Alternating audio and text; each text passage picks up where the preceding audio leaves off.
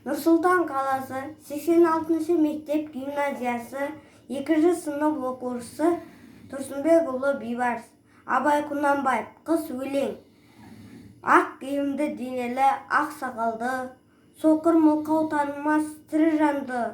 Үсті басы аққырау, түсі суық, басқан жері сыдырлап келіп қалды. Дем алысы үскірік, аяз бен қар, кәрі құдан қыс келіп әлек салды. Ұшпадай бөркін киіп оқшырайтып, аяз бенен қызарып ажарланды. Бұлттай қасын жауып екі көзін, басын сілкісе қажап мазаңдалды. Бурадай бұрқ-сарқ етіп толданғанда, алты қанат ақ үйше қалды.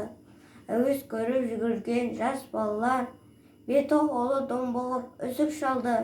Шиде мен тонға баттап киген малшы бет қарауға шыдамай теріс айналды. Қар тепкенге қажымас қайран жылқы, титығы құруына азап қалды.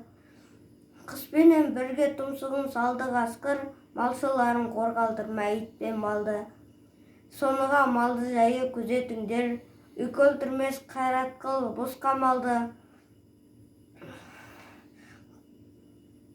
Ит жегенше қондыбай қонай жесін, мына қор жібер мына тұрған кәрі шалды.